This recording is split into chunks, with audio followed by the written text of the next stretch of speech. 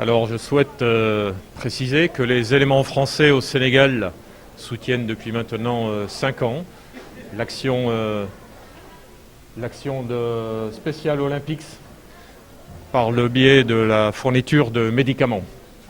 Voilà, et c'est donc une modeste contribution, mais que nous réalisons avec beaucoup de ferveur, car nous trouvons cette action absolument remarquable. Et c'est donc l'ensemble du personnel civil et militaire des éléments français au Sénégal, dont l'ensemble d'ailleurs des personnels sénégalais qui sont employés au sein des EFS, qui s'associent à moi pour témoigner notre plein soutien à cette action au profit des plus défavorisés, dont je salue tout particulièrement l'action de l'ensemble des équipes qui animent la démarche de Special Olympics. Je souhaite tout particulièrement féliciter tous ces athlètes qui véhiculent au travers du sport des valeurs qui nous sont extrêmement chères, nous militaires, de dépassement de soi, de fraternité et de cohésion.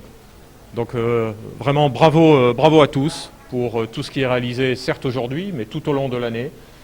J'ai pu visiter aujourd'hui un très beau dispositif, très cohérent, qui permet effectivement d'apporter une aide à tous ces jeunes et ces moins jeunes qui peuvent rencontrer quelques difficultés dans la vie. Alors bien évidemment, vous pouvez compter sur le plein soutien pour les années à venir, le plein soutien des éléments français au Sénégal, pour toutes les raisons que je viens d'évoquer, parce que nous trouvons que la cause est belle et mérite évidemment d'être poursuivie avec une pleine implication de tous les acteurs, et les éléments français au Sénégal en sont un, parce que nous devons avancer ensemble dans beaucoup de domaines, y compris celui-ci, qui est essentiel pour la population sénégalaise.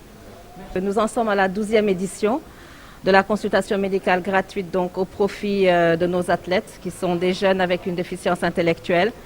La particularité de cette année, c'est que compte tenu du contexte que vous connaissez tous lié à la pandémie, nous avons voulu décentraliser la consultation et créer 2 pôles de consultation au sein du stade Léopold Sédar Senghor pour respecter les mesures barrières telles qu'elles ont été édictées par les autorités du pays.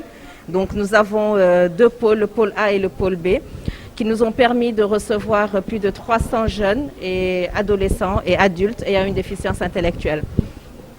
La seconde chose, c'est que d'habitude, nous avions beaucoup plus de disciplines médicales. Cette année, nous les avons réduites à 4, à savoir la médecine générale, la nutrition, le renforcement psychologique et la gynécologie pour les jeunes filles. Donc les autres disciplines ont été reportées à l'année prochaine. Les parents sont demandeurs de ces autres disciplines, mais nous avons pu leur expliquer et je pense qu'ils ont compris que compte tenu du contexte, nous ne pouvions faire autrement. Alors nous sommes satisfaits du déroulement de cette consultation parce que comme vous avez pu le voir, bien que nous ayons eu plus de 300 personnes, les choses se passent calmement, les mesures barrières sont respectées, tout le monde porte son masque, nous faisons attention à ce qu'il n'y ait pas de rassemblement, qu'il n'y ait pas de masse dans les différents sites et surtout en salle d'attente.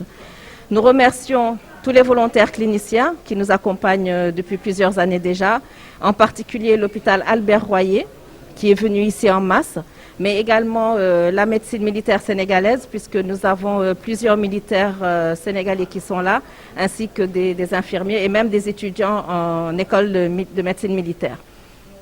Nous remercions bien entendu notre partenaire depuis plus de 5 ans, les éléments français au Sénégal, qui chaque année nous fournissent la dotation de médicaments qui nous permet de contribuer vraiment à l'amélioration de la santé de notre cible. Parce que au bout de la consultation, des médicaments sont distribués et ces médicaments ont pu être distribués depuis 2016 grâce à l'appui des éléments français au Sénégal que nous remercions sincèrement.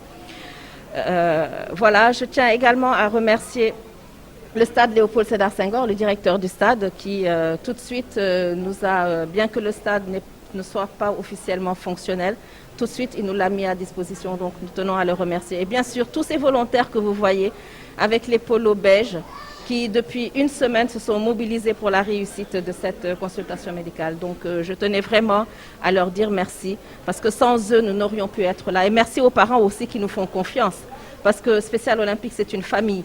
Seuls, nous ne pouvons pas y arriver. Il faut que chacun joue sa partition. Et je tenais à dire merci aux parents qui ont contribué également à la consultation avec une dotation en produits nous permettant de respecter les gestes barrières, de l'eau de javel, du gel, etc. Donc pour dire que Special Olympics, c'est tous pour un et un pour tous. Nous avons vu beaucoup d'améliorations. En 2009, la majorité des jeunes qui venaient pour la première fois à cette consultation médicale avaient rarement vu un médecin. Lorsque nous avions fait des statistiques à ce moment-là, nous avions vu que plus de 50% des jeunes n'avaient jamais été consultés par un médecin depuis très longtemps. Régulièrement, maintenant, ils ont cette consultation annuelle. Et au-delà de cette consultation annuelle, nous les aidons à avoir un suivi médical. C'est-à-dire que nous mettons en place un dispositif qui nous permet de les faire consulter gratuitement par des bénévoles médecins et même parfois à faire prendre en charge les soins médicaux beaucoup plus complexes tels que les échographies cardiaques et même parfois des opérations, puisque nous avons eu 2 jeunes qui ont été pris en charge gratuitement pour des opérations. Donc honnêtement, depuis 2009, nous avons vu que la santé de nos jeunes s'est beaucoup améliorée.